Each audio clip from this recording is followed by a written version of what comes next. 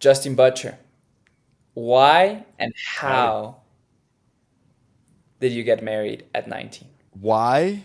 When I was 17 years old, I went through Lifebook, which is our personal development program, and I defined the single highest leverage point in my life would be to find the woman that I would spend the rest of my life with. Because I tell this to a bunch of people that ask me this question. If you're a guy ages like 15 to probably, I doubt there's actually a limit to this, but if you're older than 15, 16, a quarter to a third of your brain gets taken up by chase and tail. You know what I mean? You're trying to talk to all these ladies or whatever. And I was like, I would like to reclaim that quarter to third of my brain. Number one, and number two, behind every great man in history, there's an even better woman. Mhm. You know what I mean? So, it's just yeah, it's changed my life exponentially in almost every single area. So that is why, and how is well, I initially thought I was like, I need to go to Europe and find a European lady with traditional values and all that shit. Realized that European ladies are just as bad as American ladies, and then I was like, fuck, this is not going to be as easy as I thought it was going to be. So I went back to Illinois to visit one of my buddies, and he said that his girlfriend knew this lady, and I would think that she was cute. And initially, I was super standoffish. They showed me a picture of her, and I was like, holy cow, she's gorgeous, because she is gorgeous. And yeah, we met, and about a week into knowing each other, we didn't really stop hanging out. And I was like, I don't want to stop hanging out with you. Let's get married. She was like, okay, cool. And then after 2 months, we got married, and now we're living together in Hawaii. Beautiful. So, best decision I've ever made, 100%. That is, it feels so good to hear more men saying that, right? The best decision I've ever made. You're only 21 right now, so you've already been married 2 years Mm-hmm. now, right? Yep, 2 years. For and yeah, of course, you went back to it. You how do you find a partner like that? Because again, you said you went into Europe and you went somewhere else, but what were the qualities that you were looking for in a woman at that age? Okay, so firstly, how do you find a lady that's perfect for you? Number one, develop lovable attributes within yourself. That's the most important thing. Because if you suck, doesn't matter if you find the lady, you still suck. Number two, get clear on your like non-negotiable values. You know what I mean? Like for me, it was family, health and fitness, financial life, things like that. I got super clear on what I wanted out of a woman and what she would most likely want out of me.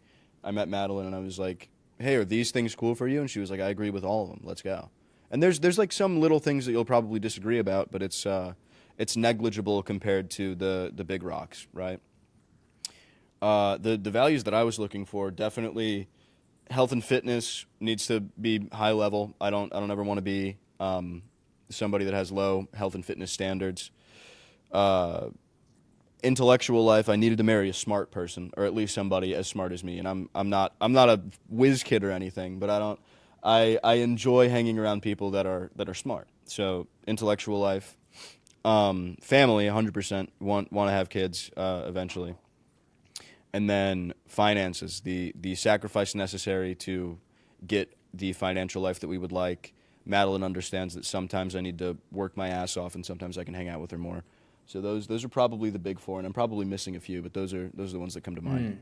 Mm, beautiful, man. No, and if you're, how were you able to communicate those values or those needs or requests to her or even to your friends that they ended up saying, hey, this is the woman for you, and you went ahead and actually it was. So how did you communicate that to the people around you? So, I mean, firstly, it's just like radical honesty is kind of what I've built my life upon for sure. So, yeah, I don't really tend to sugarcoat much, especially when it comes to big serious things. I like to say what I mean and mean what I say. But with my friends back home, it was mostly oh my god, I can't believe that he's doing this. This is crazy stuff like that. And I was like, you guys have no idea. You guys just don't know what's going on. And then 2 years later, they're like, wow, you've changed so much. And I'm like, yeah, I know. This is an awesome thing, right? So communicating to Madeline was pretty simple. I was just like, hey, here are the things. What are your things? And she was like, here are the things. Let's, compare and contrast. And then we ended up, fitting together. But for my buddies back home, it wasn't really. I don't know. I didn't really care to rationalize my decision to them because I was like, I don't care. This is a me thing. This has nothing to do with you guys.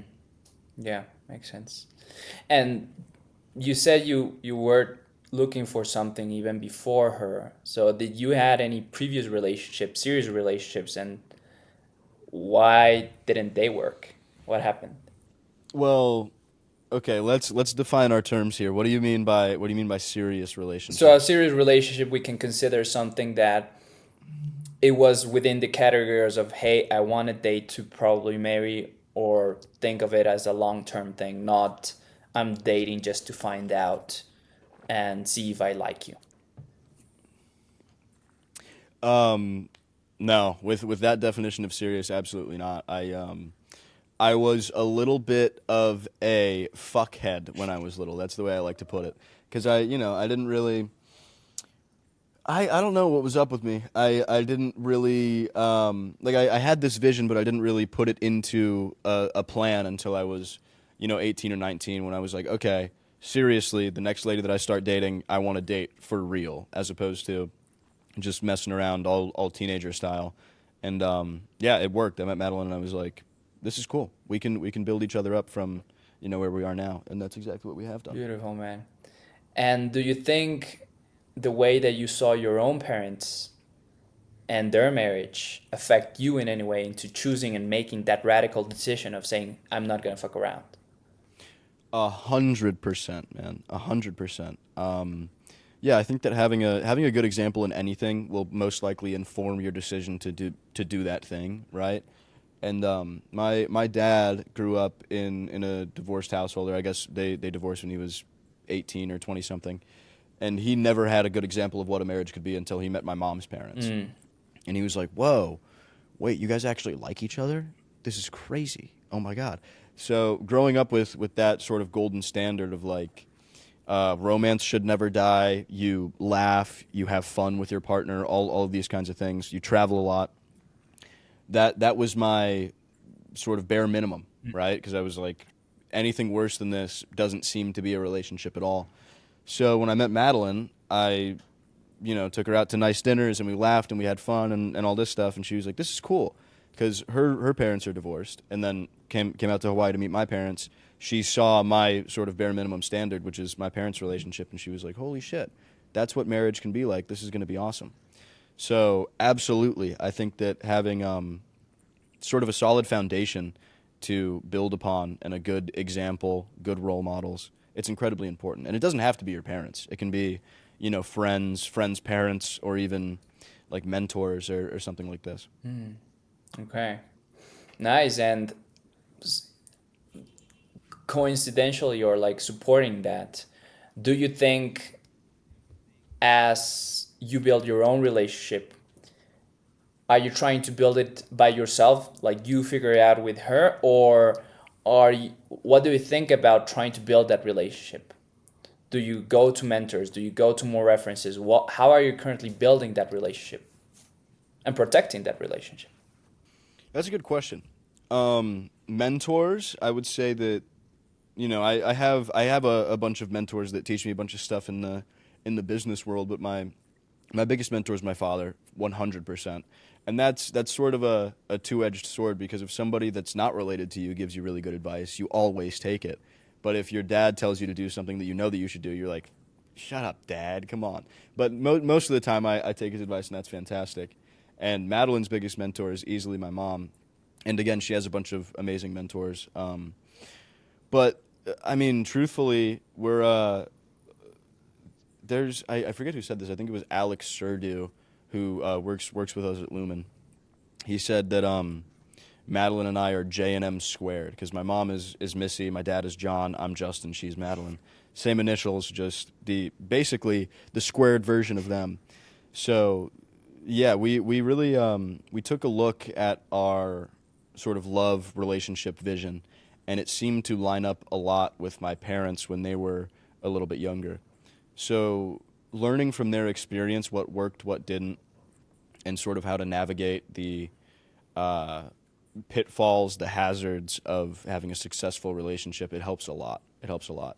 So how we're trying to build our relationship, I would say learning from others' experiences, and it can be from anybody. It doesn't need to be from somebody that's like, super successful love relationship. It can be from a divorced lady, Hmm. right? Because she definitely has some good insights on what happens when communication stops or whatever. So, just keeping humility and trying to learn from anybody that we can, Hmm. definitely. But we don't have any relationship mentors. Mm, got it. Well, okay, love it, man. And yes, no, the you like Justin and Madeline are the JM squared version of it. Going back to how we met you guys, like we'll tell the Oh yeah, story this is crazy. every single day. Like with my girlfriend, before going to Genius Network, we were saying, okay, we want to meet people like Justin, John, and Missy, John and Missy. We like John and Missy. We end up meeting Justin and Madeline, the son of John and Missy. You can't get much closer than that. I don't know how to get better example of manifestation. So it's that power of the word, right? It's the Right. power of the word. Okay. Awesome, man. Now, again, like that's uncommon, right? Now they say, okay, you have to wait longer, you have to date longer, and I think it goes back to also you've had a really unique childhood, a really unique upbringing. It's not normal. It's an extraordinary. Like you've been traveling your whole life, the whole world, and there is a privilege to that, right? So and it requires money, it requires connections, it requires a lot of things. But as someone that has come from money, right, because your fathers were really intelligent and creating abundance for their lives, now you come in and it's it's a different environment, but you're also raised in a space where a lot of things can happen. So, what is easier and harder than other kids your age from what you've experienced so far? Hmm. Um, that's a good question. Well, number one, there's the Robert Kiyosaki quote where it's like you were born on third base and you think you hit a triple, Mm. that sort of thing, where all these kids that were born with money are like, I have money because of me, and it's like, no, it's because your parents worked their asses off and they actually figured out how to keep it. So what's easier and what's harder? Definitely, what's easier is making connections with people. Just because I was like, my dad's always been talking to people. Whenever we got into a taxi in downtown Chicago, he would always learn about the country that the taxi driver was from. Just learning stuff like that. I don't really know, man. What's harder? I mean, not much. Not really, really not much. We live in the best time ever to be a human being. Doesn't really matter where you're from or what you have. As long as you have a computer, Mm. you can basically do whatever you want as long as you have the guile and the skill. But I don't know, man. That's a good question. I'm gonna have to think about that. And if we go again, so you say there hasn't been any hard things. What has prevented you from becoming too comfortable? Because you already have it, right? Like what Hmm. has prevented you from not having to move, to put into action, to have to travel, to have to think about building your podcast and wanting to create businesses and going into meetings like because I know there's other people that have money and they become spoiled. They just want to watch video games. They just want to lay back because they're a trust fund kid or something like that. What has been the thing that makes you different and makes you want to strive? What's the chip on your shoulder? I don't know if I can attribute that to one thing, but what I would say is if you have money and you're gonna have kids, show them the world 100%. Show them how different people live. When I was 8, maybe 9, we were in Africa. We lived in Cape Town, South Africa, for a while, which was absolutely gorgeous. And then we did a tour of sub-Saharan Africa. So we went to Nambia, Zimbabwe, Botswana, all these beautiful countries. and we were in Botswana on Christmas Day in whatever that was, I think 2012 or something. And we were giving out candy to these kids in a village that had no running water, no Wi-Fi. Their houses were literally built with sticks and mud. And those kids were running around happier than most kids in a nice neighborhood in New York. Like big ass smiles on their face, ear to ear grins. Before we even gave them candy, and when we gave them candy, it got even better. So that sort of gave me a an interesting example of you can have nothing and be the happiest. Well, nothing. You still have community, family, all that stuff, and be the happiest. Or you can have all the material, financial wealth and be incredibly unhappy in your own skin. You feel like you're in some sort of a prison. So that was an interesting one. Um, my parents have been very sure to pound into my head gratitude all the time. When I was 14 years old, they took me to the Pyrenees Mountains, which is the south of France, north of Spain. Absolutely beautiful.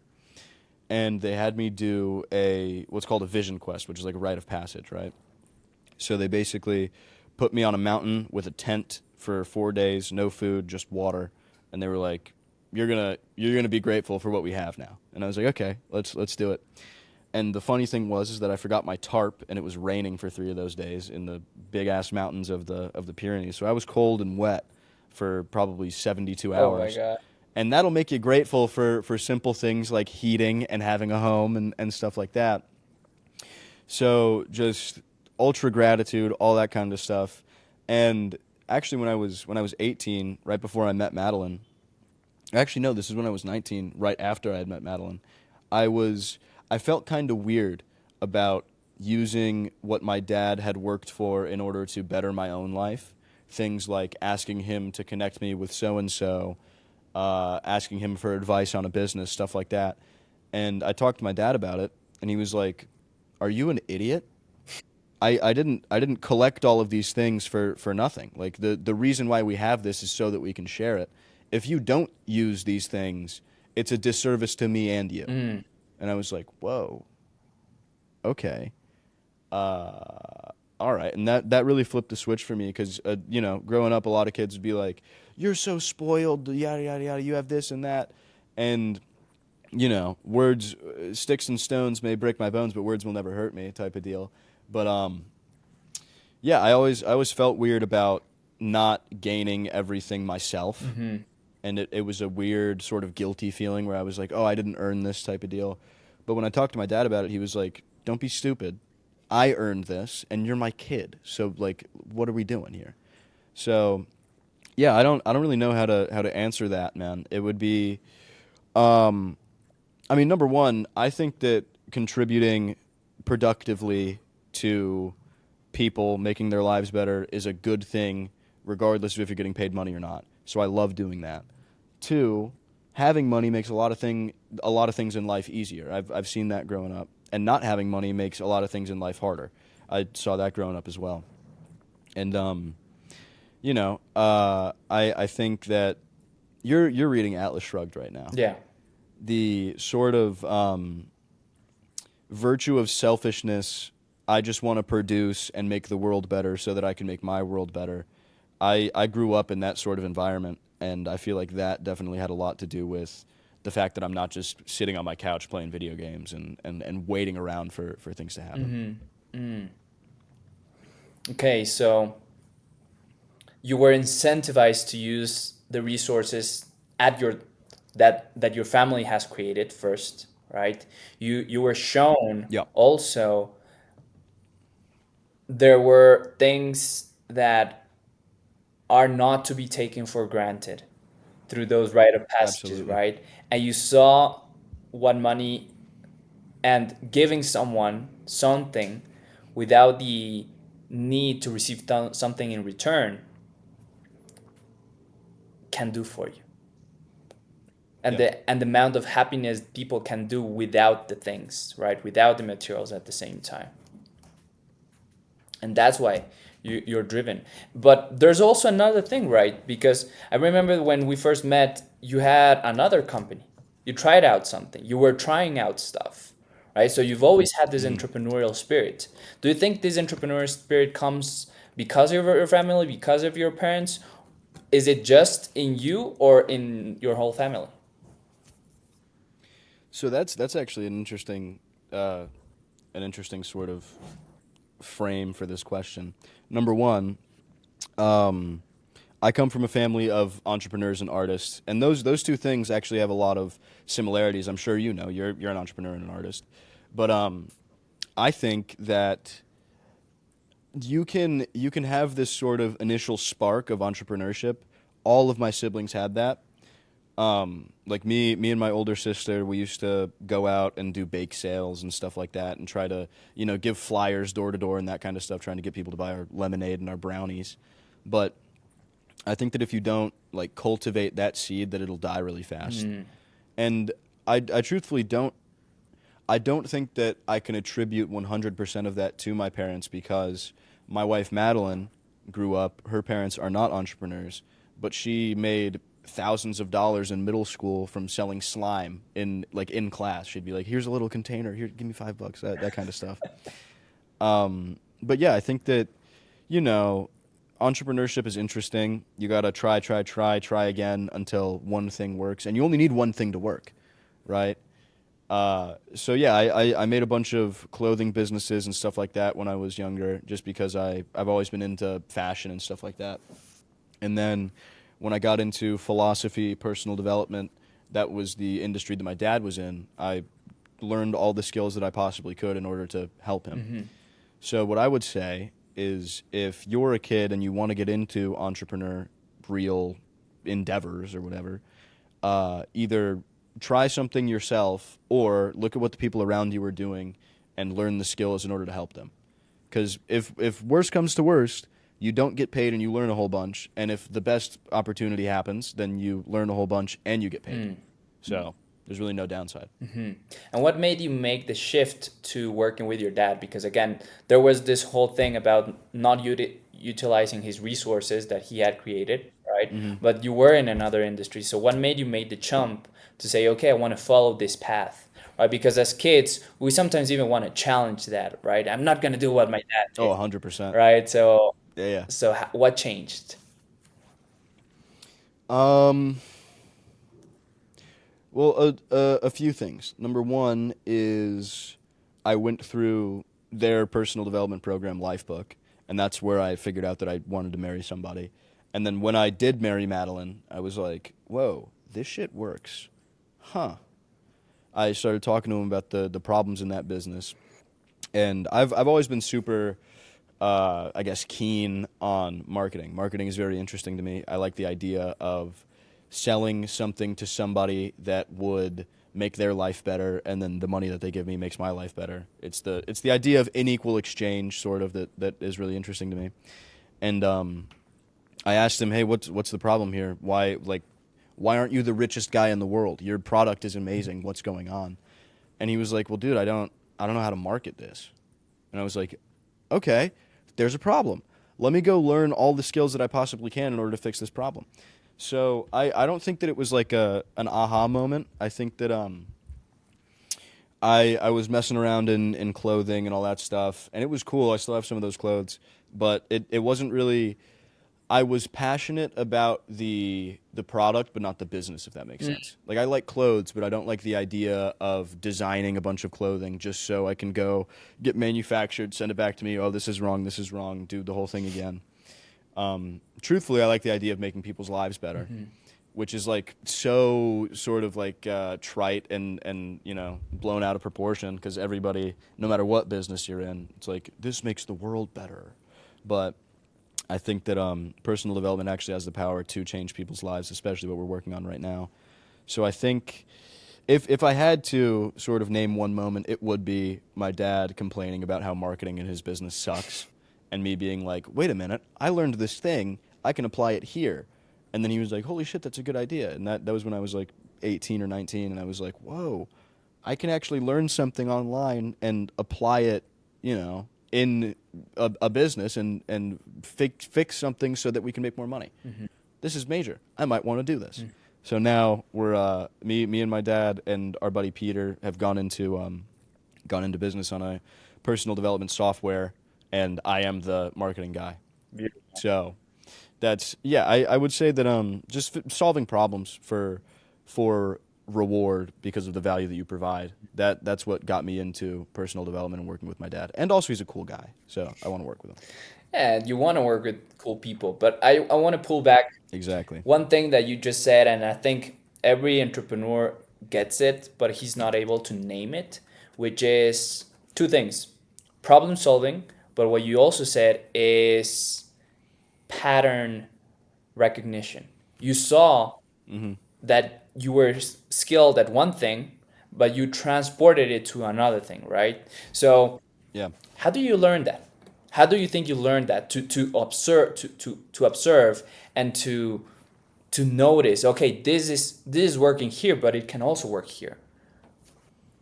Well, truthfully, man, I nobody in my family graduated college. Nobody in my family even went. My dad didn't graduate high school, neither did I.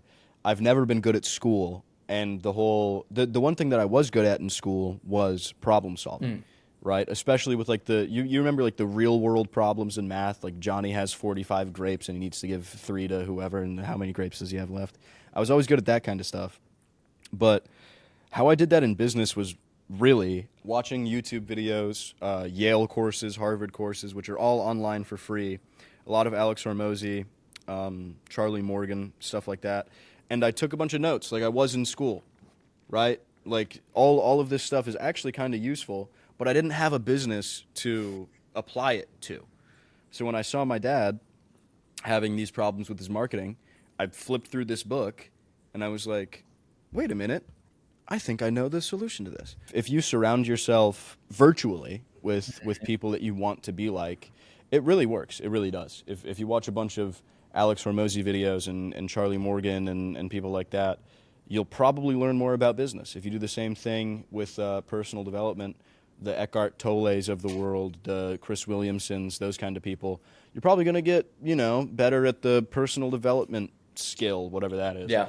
So I think that building a solid group of mentors virtually is definitely a great first step that anybody can do. Because that's what I did, and it worked. Yeah, love that. And what you said is also this part of self education, but it goes back to the intentionality, right? You are crafting what you want to do versus you getting into a university or getting into high school where they have to provide you the whole curriculum and the whole structure. And I want to tie this into Luminism. We have the Luminist podcast that's been running for almost a year now. We're almost at Yep. 40 episodes so far, and it's just changing the game forever in personal development. So can we define clearly what is Luminism? Luminism is a philosophy built on the law of cause and effect. It is basically the way that I would put it is it's the big brother to manifestation. I just gave a 10-minute talk in Genius Network about this. Manifestation is built on the law of attraction, which basically says if I imagine this hard enough, the universe is the force that will bring it to me, right? Which is what you guys did by meeting me and Madeline. And that does work sometimes for some things. If you want to manifest a internal energetic situation like a character trait or an emotional state, you can do that because it already exists. Manifest means to make something visible. So if you want to make visible your friends, you can do that. They already exist. If you want to make visible the character trait of discipline, you can do that. It already exists. But if your goal is something like building a podcast, building a dream house, anything that requires physical force, any sort of physical goal, we're going to need a different word. And the word that we use for that is materialization, which is built on the law of cause and effect, which says, I am the force that will bring this to the universe, basically. And our philosophy is the framework by which you can bring a internal energetic vision into 3D reality. Meaning, I imagine something like my dream house in my brain, I create a plan to achieve it, and then I take action on that plan every single day. That dream house will exist soon. It will. You can do that with anything. We saw Gustav Eiffel did this with the Eiffel Tower. Oprah Winfrey did this with Harpo Studios. Elon Musk did this with an entire electric car industry. Like everybody all day does this. You do this when you make breakfast. You go, oh, I want eggs and bacon. You make a plan to get eggs and bacon, and then you make eggs and bacon. You know what I mean? So our philosophy is built upon a sort of mathematical equation called the transformation equation, which is vision plus plan multiplied by consistent action equals transformation or the achievement of your goals. And this philosophy spawned from one, life book, and two, Ayn Rand's objectivism. You're reading Atlas Shrugged right now. It's sort of the things that exist. A is A, one is one. That sort of thing. What is real with no explanation. And we expanded upon that by saying, yes, what is real with no explanation, but also nothing is ever just one way. There's always multiple ways to do anything. Like I forget what it's called, the observer effect. Light is everywhere until something observes it, and then it is in one place. That kind of a thing. So the long and short of it is, Luminism is a rational philosophy built upon the law of cause and effect that clearly defines how to shape your own reality in the image of your values by leveraging the transformation equation, which is how to turn your vision into reality. Bomb drop. So after this section, guys, if you understand that just that 5 minutes, you are going to be able to basically create your dream life. Put it simply, you learn how to actually create your dream life, and it follows a series of steps. You have the transformation Mm. equation. Can we distill the transformation equation one more time? Because I think it's super super powerful. Let's go really really by defining each term, and then we can go in like into an example, which is building the dream house. Yep. Well, number one, the reason why the system works is because it's not Tony Robbins' 6 rules for success. It's not the 7 habits of highly effective people. It's not a cookie cutter situation. It asks you, what is your vision? What is your vivid mental image of what the future can or will look like? What do you want, basically? What's your plan? How do you plan on achieving that vision? And by the way, you can use AI for this, and AI is great at it. If you go, hey, I want to build my dream house, AI can go, boop. Well, you got to build the foundation, and then you got to hire the builders and all that stuff. And then finally, what is the action that you are going to take? How are you going to actually create this? So, I mean, to define these things, a vision is a vivid mental image of what the future can or will look like, and the way that we think that this could be used in the highest way is your life vision. What do you want out of life? Because you can do this in business, you can do this in relationships, and all these different sort of categories and verticals. But if you ask, what is it that I want out of life? You'll probably be able to give a pretty solid answer. Because most people spend, I think there's a statistic that says most people spend 20% of their days in the future. They're just imagining possible futures. Plan is pretty simple. Everybody knows what a plan is. But the important thing about this specific plan is that it is robust, it factors in a lot of things, and it's also open to feedback. Because if you just say, well, I'm here, I want to be here, and here's my plan, and I got to stick to it, if it doesn't work and you're sticking to it, you're not doing much planning at all. You're just like, I got to do these things, I got to do these things. Like, you've been on a health and fitness journey. If you were like, okay, I got to eat 300 calories a day, and then I'll lose weight. You eat 300 calories a day, and you're like, shit, I'm really hungry. This sucks. I'm starving myself. And you continue to do that, you'll probably lose weight, but it'll also suck a lot. So you change your plan and say, well, actually, I'm going to eat 1,100 calories a day, or whatever it is. And then lastly is action, which is really, it depends on the nature of your vision, but for most, it'll be consistent, deliberate action, preferably relentless. You don't stop until that thing exists. So, to sum this all up, vision plus plan multiplied by action, because action is consistent, it continues to go and go and go, equals transformation or the eventual achievement of your goals. Okay, nice. So in the house example, or going back to the fitness example, I have my vision, having six pack abs, going to the beach, taking out my shirt. I feel excited about doing that. I feel that I take pictures with my girlfriend and I look amazing, and I can even have my own photographs in my own magazine as for my fitness journey, right? The plan is I will hire a coach, or I will hire a couple of people that will gonna train me. I'm gonna set up meal preps, and then the action Mhm. is I work out every day. I have these different things, and until I find that dream physique, I just keep going at it, or I adjust the plan as needed. Yeah. And a lot of the times your vision will become clearer the further you are down the road. Like if your dream was I want to become a 250 pound, built by bricks and muscle kind of dude. I want to look like Ronnie Coleman or Arnold Schwarzenegger or whatever. And you get a little bit down that road and you're like, shit, it's really hard to put on muscle. I don't even know if I really want this. Maybe I just want, six pack abs and I want to, look like a badass rather than look like I'm on a bunch of steroids or whatever.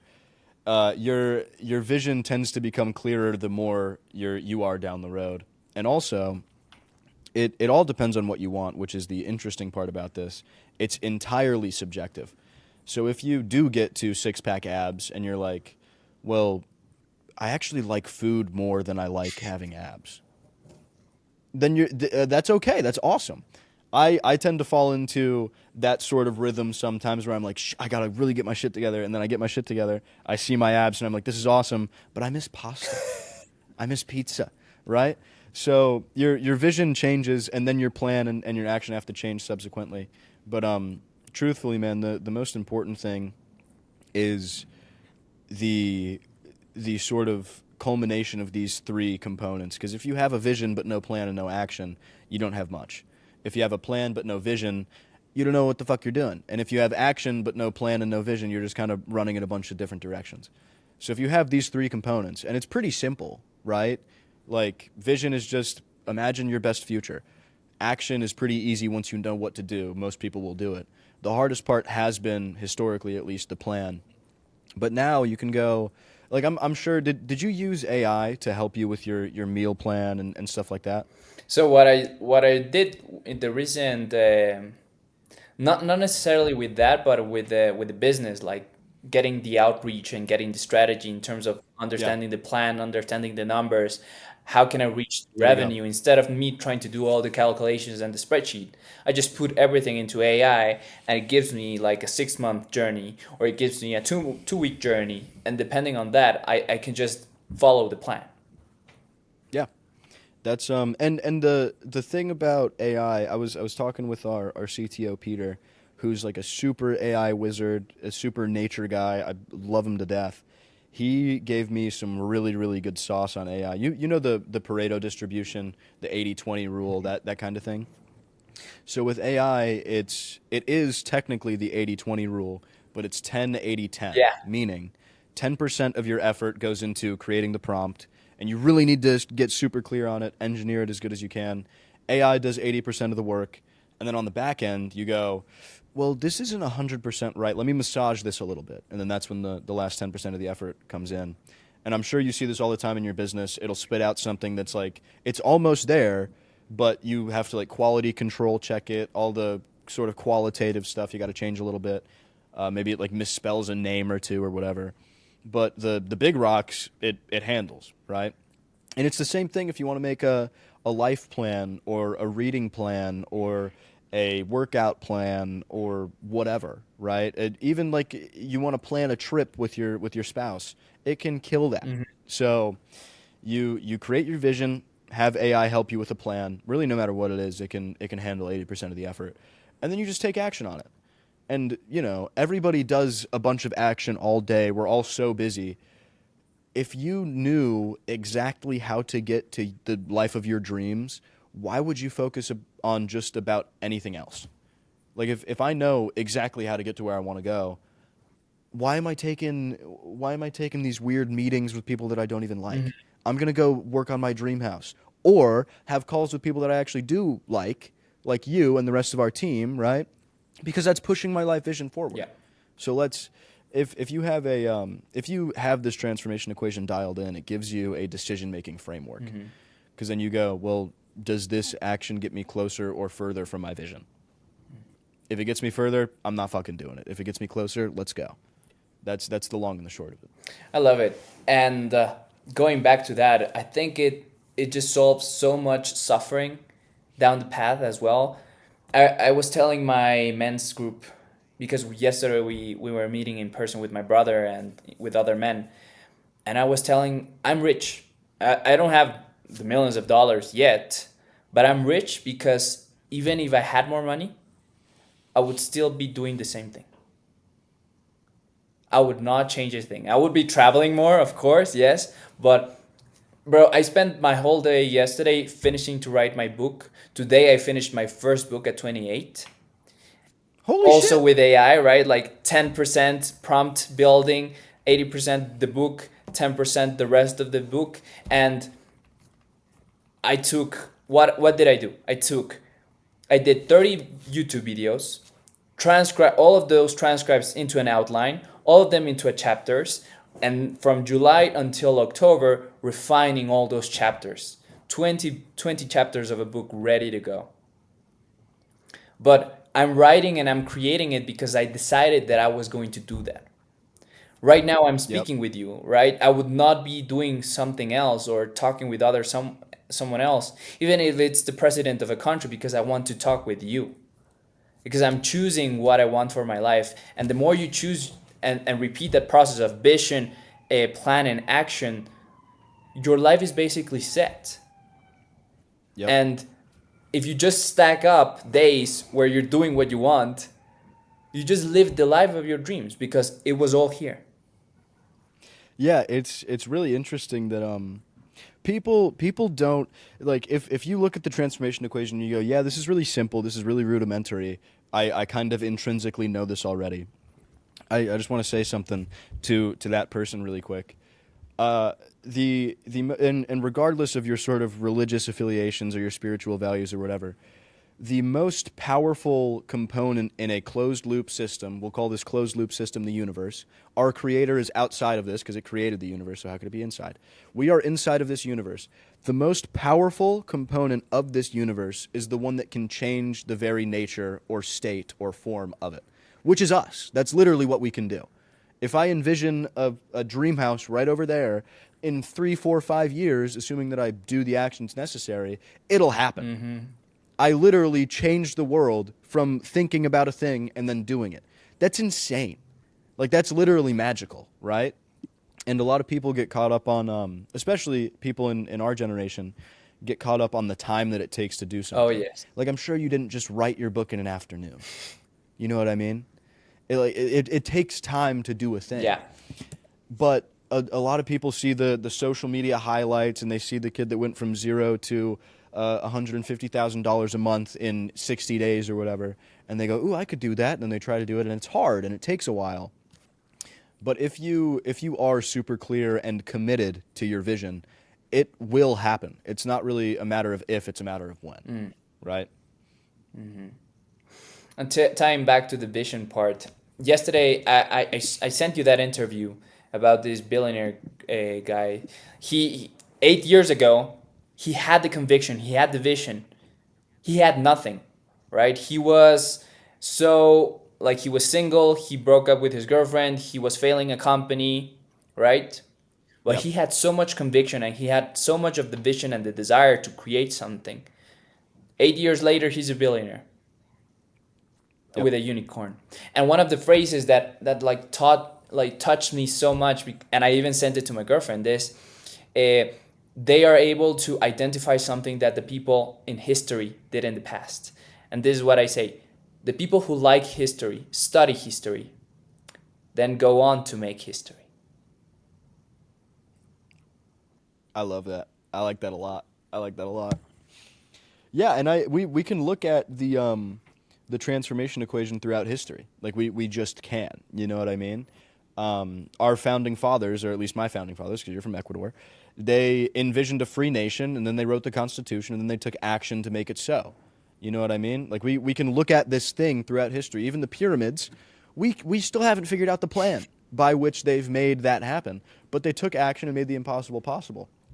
Um, we can look at this throughout history. And just really quick before we move on, I want to touch on something that you said because I absolutely love this, and it is such an important topic that not a lot of people talk about. You said I'm rich because if I had infinite money, I'd still be doing the same thing. We're Atlas Shrugged is one of my favorite books. I recommend everybody watching this to read it. This is a quote from Atlas Shrugged. I think this is you haven't gotten to this point yet, but Francisco d'Anconia gives a speech about money, and it completely changed my life when I read this. He said, "Money will not purchase happiness for the man who has no concept of what he wants. Money will not give him a code of values if he's evaded the knowledge of what to value. And it will not provide him with a purpose if he's evaded the choice of what to seek." Pretty killer. Pretty killer. So I think that if you are a young budding entrepreneur and you're watching this and you haven't defined the absolute number that you need to live your best life, I think that you should do that because the sort of rat race situation where you go more, I just want more money. Why? Money's a means to an end. You earn this thing so that you can exchange it. Money's only use is expenditure. I was talking to Garrett Gunderson, and he said money's only use is expense. And people don't like that word because when you hear expense, you think, oh, taxes, oh, I got to pay my rent, oh, it's expense. But really, that's the only use. Like you can hold it and pass it down to your children, but what are they going to do with it? They're gonna spend it. So, figure out what you need this money for, and then just get that amount. Like you don't need infinite money unless you want to own 15 mega yachts and own a fleet of private jets or whatever. But even then, there's a number. So figure out your number and then get it is what I would say. Boom. Fantastic, man. Epic. And now going back to the numbers and going back to your vision, right? You founded the Luminous podcast, right? Where you're Yep. meeting with amazing people and sharing wisdom and how they are able to create and craft their own realities. What is your current vision for the company? What are you creating? Okay. So this is dude, this is pretty crazy because I've never heard of a company that is, and I'm sure a lot of people say this, but I've never heard of a company that is founded on number one, such a clear philosophy and a clear framework as ours. It's a personal development company that takes your life vision and creates a plan for you using AI, which is exactly what we talked about with the transformation equation. That is what our AI is built on. That's the sort of foundational, I guess, mathematics, and that's how the prompt actually works. You put in your vision, and you can do this with a Chat GPT or with Claude or whatever, but it's not even close to what we have, just because it's built on our 60 pages of philosophy, our 60 pages of the Luminous Manifesto. But the actual vision for our company is very interesting because we initially we started with 4 partners. We now have 6, I believe. It was me, my dad, Peter Kobabe, who is our CTO. He's the heart of this, and Jeffrey Perlman, who was the old CMO of Zumba, who founded it with his brother. And Jeffrey brought some crazy stuff to the table. Number one, what he said was, we need to make a philosophy wrapped around this. Because we thought, oh, we're just going to build a software. And he said, no, we're going to build a philosophy, and then within that philosophy, there's going to be a product. Mm-hmm. Then people can actually rally behind this. And I was like, whoa, okay. Because his whole thing is branding. He talked about how Harley Davidson has the Rebel biker, how all of these companies that are massive, they call them love marks. Their customers exhibit loyalty beyond rationality or reason or something. Alrighty, man. Now let's go to the challenges, right? The day to day. Go back to the present. Mm-hmm. You are young. You are 21 right now. What do you find the most challenging at your age running this business on your part of the business? Well, initially, when I first got into this business, and it's taken probably 4 or 5 different forms over the past 2 to 3 years. We've had 4 or 5 stops and starts where we were like, we're going to launch in 3 months, and then we don't. We're going to launch in 2 months, and then we don't. We just kept going and going and going. The biggest issue there was, number one, the people that we were working with didn't exactly take me seriously because they were like, this kid's, he's not even legally allowed to drink yet. What are we doing taking marketing advice from this idiot? And that's fine because what do I know? But now it is mostly I don't want to say overwhelm, but sometimes it is lack of intrinsic motivation.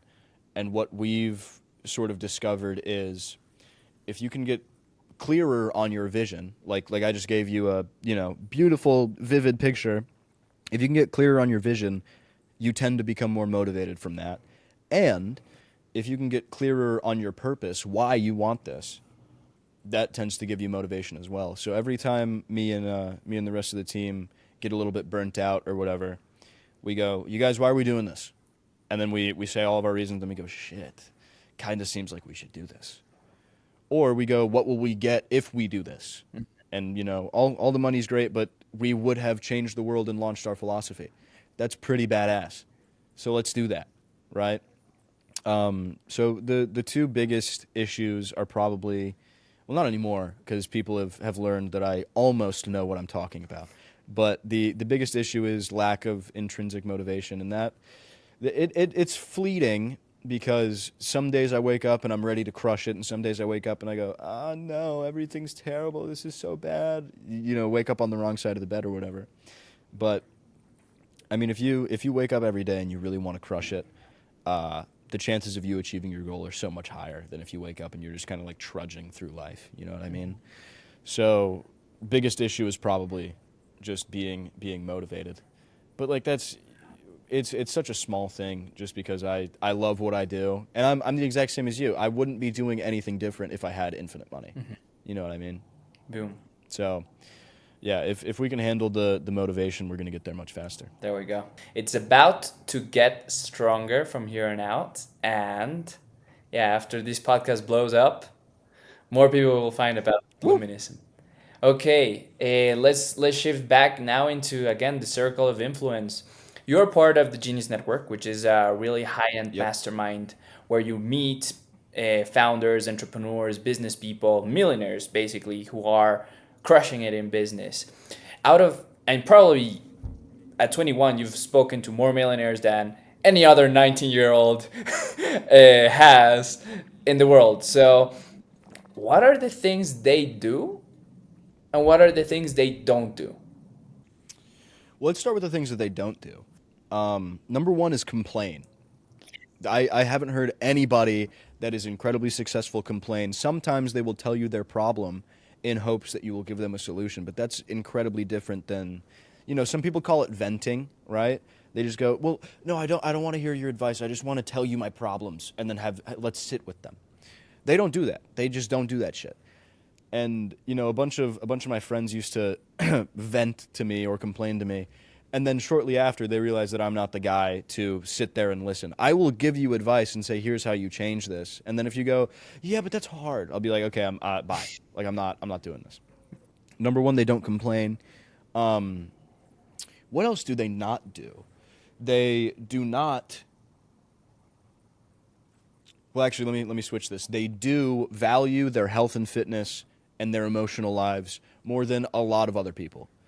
I've met a bunch of people in and out of Genius Network that are incredibly successful, and they're in the best shape of their lives. Some of them are 68, 69. Like I just interviewed Barry Garapedian, who swims something like 2 miles a day, no matter what the temperature is. He does cold plunge, sauna, all this stuff, resistance workout. He works out 3 times a day. Wow. Guy's like 68 or 69. It's ridiculous. So they value their health and fitness. Another thing is they tend to not take no for an answer. They never really hear somebody go, no, that's not possible, and then they go, oh, you're right. They're like, no, I'm gonna push this as far as I can and see for myself, which is sort of it's like a high-strung entrepreneurial thing where you're like, no, I don't believe anything that anybody says until I see it, until I touch the hot stove with my hand and it actually burns. So that's another thing. Um, and another one is that they're incredibly polite and friendly. They're all super super friendly. Like when I was at where we met, the Genius Network annual event, I was so nervous because I saw Mr. Evan Carmichael walk into the bathroom, and I told Madeline, I was like, babe, that was Evan Carmichael. That's the guy that I wanted to talk to when he came here. She was like, go talk to him. And I was like, no, are you crazy? No, he's so important and he's so cool. I could never talk to him. And she was like, no, you're going to go talk to him right now. And I was like, "Ah, fine. So I waited for him to come out of the bathroom, and I stopped him incredibly awkwardly. And I was like, hey, man, can I get a second of your time for advice on my podcast? And he was like, yeah, sure. And he gave me 10 minutes of great advice. And then after, I was like, hey, man, can I interview you? And he was like, yeah, let's do it. You want to come to Canada? And I was like, yes. And now we're buddies. And I just spoke to him at the last Genius Network meeting, and we were laughing about how awkward I was to talk to him. When you put people up on a pedestal, it it makes a weird sort of dynamic when you actually do go speak to them. You got to remember that everybody's just human. Everybody is pretty normal. If you walk up and you're polite and you speak with them normally, they will probably respect you the same way that you respect them. So that's another big thing. And they're polite to everybody. Like I remember we were eating dinner with Joe Polish, the owner of Genius Network, and he is probably the most polite person when it comes to talking to servers at dinner. He was so sweet. He struck up like a 25-minute conversation with the server, and then at the end, he owns a recovery foundation because he's a recovering addict. He ended up giving this server 3 books on addiction recovery, and was like, if you need somebody to call me, and I'll hook you up with one of these people. It's insane. Like, it's crazy. Most people are just like, yeah, whatever, here's a tip, bye. He struck up a 25-minute conversation with this guy, and then gave him 3 books. Like, that's pretty cool. So, yeah, I would say the things that they don't do is complain without, trying to find solutions. The things that they do value their health and fitness. They're incredibly polite, and they don't take no for an answer. Okay, so start practicing. Start practicing. Yeah, Beautiful. And absolutely. that's the thing. It's also when you're talking about a community, because there's gonna be rich people and poor people who are a piece of shit. Right? Mm-hmm. Most definitely. But if you want to network, if you want to grow, if you want to be part of something bigger, you have to learn to get along with people. 100%. Okay, awesome, man. Any last sections about Genius Network that you found incredibly valuable that you would have not have learned if you weren't there? The power of connection is insane. Like I've met probably some of my best friends, you included, from Genius Network, and I was just talking with Madeline about this. Everybody that I work with is my friend, and everybody that is my friend I work with. I don't really have like friends outside of work much. And I feel like obviously to build a relationship with someone you need to have relation. There needs to be some sort of similarity between you two. And if you're both in business, it doesn't really matter what industry. If you're both in business, you can strike up a conversation quite quickly, which is something really interesting. Like I was just talking to a guy that was the youngest aerospace engineer in I forget what state, and now he's like a sales trainer or something.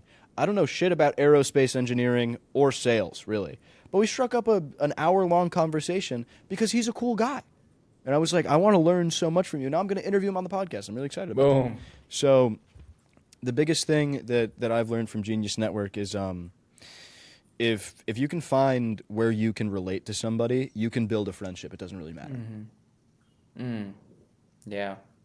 I mean, this curiosity, this ability to just learn from people.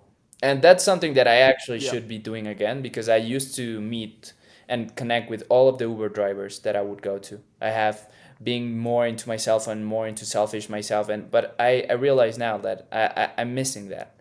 And I should be connecting again with people because you never know. You never know what you can Yeah. learn. And Hmm. you always remember how grateful you are to be in certain moments in your life. Absolutely. Okay, so let's go into traveling, man. I know that you've traveled all over the world, and and Yep. probably this year has been one of the most times you've traveled. How how do you manage your time with all of this travel? How do you get things done while traveling? Mm. Um, well, really, it comes down to non-negotiables. And I saw this with my dad when we used to travel the world when I was little. It didn't really matter what time zone we were in. It didn't really matter where we were in the world. As long as we had Wi-Fi, because he worked remote, as long as we had Wi-Fi, he was on calls, right? And when he didn't need to be on a call, he wasn't. When he didn't need to answer his emails, he wasn't answering them. So if you have these non-negotiable calls that you need to be on or these non-negotiable things that you need to get done, you got to do them no matter where you are. And the same applies for your health and fitness. It doesn't really matter where I am. I handle my health and fitness. If I don't have any uh, equipment, I do pull-ups on a tree and I do push-ups and I do squats. Like you have to handle this kind of stuff. But in terms of time management, it's really just it's getting the stuff done that you need to get done early enough in the day so that the rest of the day is play. Mm. Right? Like I try to work out in the morning when I'm traveling, and I don't do that when I'm home. I work out at like 3 or 4 p.m. Mm. when I'm home. But if I'm traveling, like when we were in Arizona, you can just wake up an hour earlier if you need to be somewhere like a meeting or whatever. You wake up an hour earlier, you do a little workout, and now the rest of the day is easy peasy, Yep. right? So I think it's just engineering your day for success, and yeah, it's interesting because when I frame my trips like a vacation, I tend to miss work calls. I tend to not work out. I tend to not do the things that I committed to or whatever. But when I frame it as just like a business trip, no matter where I am, it it works well, even though I'm doing vacation stuff. I'm doing this sightseeing. I am hanging out with people that I like and all that kind of stuff. So just go travel with the commitment that you're going to get shit done, and you'll get shit done, and it'll also be fun. Is what I would The say. best of both worlds. Serving Yep. humanity and also enjoying the world. Epic. Yeah, man. Absolutely. Now going back to the travel lovers, where are top locations you should go to if you are young, if you have a chance? Mm. Mm. Mm. Mm. Okay. So if you're young, like younger than Yeah, 30. younger than between 20 and 40. Mm-hmm. Okay. If well, it depends on what you like. If you like big, sort of metropolitan cities, I think that places like, there's a bunch of places in Europe that are lovely, but if you like really experiencing different cultures, especially if you're younger, probably don't have a bunch of expendable income, you go to places in Southeast Asia. That's my favorite part of the world. Your dollar stretches so far. You can get meals for $3-4, and they're delicious and they're healthy, and it's some of the nicest people in the world. Their food is delicious. The cities are great. You can experience the nightlife if you're into that kind of thing. So I would say top locations. I'll give you the top five, I guess. Yeah, let's do top. For just overall, definitely go to Thailand. Definitely go to Thailand. It's one of my favorite places on earth. You can go to Chiang Mai, Chiang Rai. Bangkok is crazy if you're young enough to enjoy nightlife, but that's a blast. I think I'm going to take Madeline there next year. If you enjoy sightseeing, the best sightseeing trip in the world is probably Egypt, the Nile River. Go on a boat, or even just take a car and drive around. You can see the pyramids, the Sphinx, the I forget what it's called, but you can see all of the beautiful old Egyptian stuff for not incredibly expensive if you do it right. Hmm. There's also I love Croatia. Croatia's gorgeous. Anything in Eastern Europe is amazing. Amsterdam is a lot of fun. if you're into that kind of stuff. And the one continent that I haven't been to besides Australia is South America, Mhm. and I've heard a lot of great things. Like obviously you live in Ecuador, want to come visit you in Quito, but there's also Machu Picchu in Peru. There's the big statue of Jesus in Rio and all that kind of stuff. I would love to go to South America eventually. That'd be amazing. Boom. Amazing, man. Now let's go as we're ending this. If you if you were to have kids, which you will, right? At Hmm. this current time, Justin, what would you say to them about life?